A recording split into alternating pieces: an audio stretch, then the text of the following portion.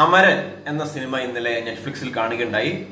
A powerful cinematic tribute to life and sacrifices of major Mukund Varadaraj and Indu Rebecca Varghese. അതുപോലെ ഇതിന്റെ ഡയറക്ടറായിട്ടുള്ള രാജ്കുമാർ പെരിയസ്വാമി, അതുപോലെ ഈ സിനിമയിൽ മ്യൂസിക് കൈകാര്യം ചെയ്തിട്ടുള്ള GV Prakash Kumar. A salute to you all. അപ്പൊ നമ്മുടെ ഈ ഒരു റിയൽ ലൈഫ് ഹീറോ നമ്മുടെ മേജർ മുകുന്ദ് വരദരാജ്, അദ്ദേഹത്തിനും ഒരു സ്പെഷ്യൽ സല്യൂട്ട്. നമ്മൾ ഈ സിനിമയിൽ സ്ക്രീൻ പ്ലേയും ഡയറക്ഷനും ഒക്കെ ചെയ്ത് രാജ്കുമാർ പെരിയസ്വാമിയാണ്. ഇത് മേജർ മുകുന്ദ് വരദരാജിന്റെയും ഇന്ദു റബേക്ക വർഗീസിന്റെയും അദ്ദേഹത്തിന്റെ ഒരു ചെറിയ മകളുടെയും ഒരു ബയോഗ്രഫിയാണ്, ഒരു എപ്പിക് ഹിസ്റ്ററിയാണ്. ഈ സിനിമയിൽ നമ്മൾ മലയാളം ഡബിങ്ങിലും തമിഴിലും നിങ്ങൾക്ക് ഇത് കാണാവുന്നതാണ്. ഇതിൽ പറയുകയാണെങ്കിൽ നമ്മൾ ഈ സിനിമ കണ്ട ഗൂഗിൾ പ്രേക്ഷകരിൽ 98% ഈ സിനിമ ഇഷ്ടപ്പെട്ടു എന്ന് ലൈക്ക് ചെയ്തിട്ടുണ്ട്. കാരണം ഇത് ഇഷ്ടപ്പെട്ടിട്ടില്ലെങ്കിലേ അത്ഭുതമുള്ളൂ. അത്രയ്ക്കും മനസ്സിൽ തട്ടുന്ന രീതിയിൽ ഒരുക്കി വെച്ചിട്ടുണ്ട്.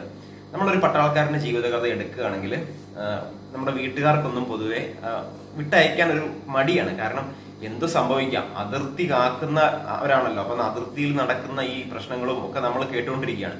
അപ്പൊ ഈ സിനിമയിലും സ്വാഭാവികമായിട്ട് നമ്മുടെ നായകന്റെ അമ്മയ്ക്കും അതുപോലെ നായകന്റെ അമ്മയ്ക്ക് ഇഷ്ടമല്ല നായകൻ പട്ടാളത്തിൽ പോകാനുള്ളത്.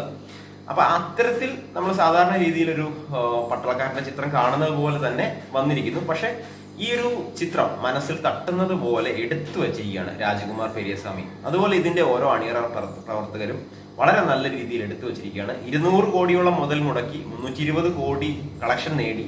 കഴിഞ്ഞ വർഷം 2024 ഈ വർഷം തമിഴ്നാട്ടിലെ സെക്കൻഡ് ഗ്രോസിംഗ് ഫിലിമായി മാറിയില്ലെങ്കിലേ ഇത് അത്ഭുതമുള്ളൂ. ഈ സിനിമയുടെ കഥ തുടങ്ങുന്നത് ഒരു നമ്മുടെ സായി പല്ലവിയുടെ ക്യാരക്ടർ, അവരെ കൂടാതെ വേറൊരു ക്യാരക്ടർ ഇതിനകത്ത് നമുക്ക് ചിന്തിക്കാൻ പോലും കഴിയില്ല. അത്രയ്ക്കും ഇമോഷണൽ ആയിട്ട് ടച്ച് ചെയ്ത് അഭിനയിച്ചിട്ടുണ്ട്. ഞാൻ തമിഴും മലയാളം കൂടെ ഡബിങ്ങിൽ മലയാളം തമിഴ് അങ്ങനെ മാറി മാറിയാണ് കണ്ടത്. അപ്പൊ തമിഴൊക്കെ എന്ന് പറഞ്ഞാൽ തമിഴ് ഭാഷ കലർന്ന മലയാളം സായി പല്ലവി പറയാനൊക്കെ നമുക്കൊരു പ്രത്യേക രസമുണ്ട് അല്ലെ.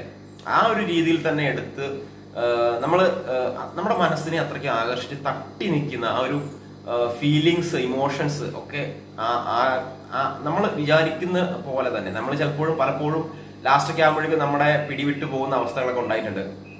അപ്പൊ ഇതിനകത്ത് 5 സോങ്സ് നമ്മൾ അത്രയ്ക്കും ആകർഷിക്കുന്ന രീതിയിലുള്ള ഒരു സോങ്സ് ആണ്. ഇതിനകത്ത് മേജർ മുകുന്ദ് വരദരാജൻ അവര്, അതുപോലെ ഇന്ദു റബേക്ക വർഗീസ് ഇവർ രണ്ടുപേരും കണ്ടുമുട്ടുന്നത് മദ്രാസ് ക്രിസ്ത്യൻ കോളേജിൽ വെച്ചാണ്. ഒരു ഫാഷൻ ഷോയുമായിട്ട് ബന്ധപ്പെട്ട് നമ്മുടെ സായി പല്ലവിയുടെ ക്യാരക്ടറിന് കുറച്ച് മോട്ടിവേഷൻ നൽകാൻ വേണ്ടി നമ്മുടെ മുകുന്ദ് എത്തുന്നു. അപ്പൊ മുകുന്ദ് മോട്ടിവേഷൻ ഒക്കെ തന്ന് അവിടുന്ന് അവർ റൊമാൻറ്റിക് കാര്യങ്ങളൊക്കെ വരുന്നു. അതിനിടയ്ക്ക് സോങ് വരുന്നുണ്ട്. ഒറിജിനൽ ജീവിതകഥയാണല്ലോ, അപ്പൊ ആ രീതിയിലേ പോകാൻ പറ്റുള്ളൂ. എന്നിട്ട് മെല്ലെ പടിപടിയായി പട്ടാളത്തിലേക്ക് പോകുന്നു. അവിടുന്ന് മേജർ റാങ്ക് വരെ എത്തി നിൽക്കുന്നു.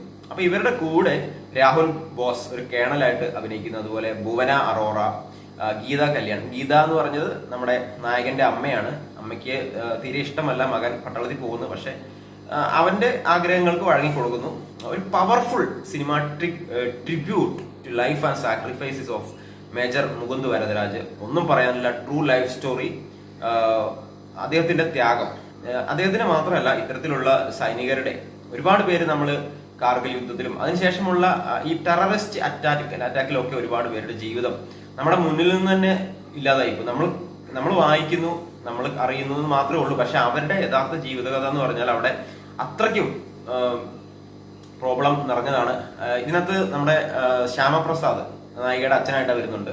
അപ്പൊ അദ്ദേഹം തന്നെ ഒരിക്കൽ പറയുന്നുണ്ട്, എനിക്ക് എന്റെ മകളെ കല്യാണം കഴിക്കാൻ പോകുന്ന ചെറുക്കൻ ക്രിസ്ത്യാനിയാണോ ഹിന്ദു ആണോ എന്നുള്ളത് പ്രശ്നമല്ല, അല്ലെങ്കിൽ മുസ്ലിം ആണോ എന്നുള്ള പ്രശ്നമല്ല, അദ്ദേഹം ഒരു സോൾജിയർ ആകരുത് എന്നുള്ളത്. കാരണം നമ്മുടെ ഈ ശ്യാമപ്രസാദും അവിടെ ഡോക്ടറായിട്ട് വർക്ക് ചെയ്തിട്ടുണ്ടായിരുന്നു. അപ്പൊ അദ്ദേഹം നേരിട്ട് കാണുന്ന സംഭവങ്ങളാണ് അല്ലെ. അപ്പൊ അതൊക്കെ എന്ന് പറഞ്ഞാല് ഭയങ്കരമായിട്ട് മനസ്സിൽ തട്ടുന്ന ഓരോ രംഗങ്ങളായിരുന്നു. അതുപോലെ തന്നെ നമ്മുടെ നായകൻ ട്രെയിനിൽ പോകുന്ന സമയത്ത്, ആദ്യമായിട്ട് പട്ടാളത്തിലേക്ക് പോകുന്ന സമയത്ത് സായി പല്ലവിയുടെ ക്യാരക്ടർ ഒരു ഫോട്ടോ കൊടുക്കുന്നുണ്ട്.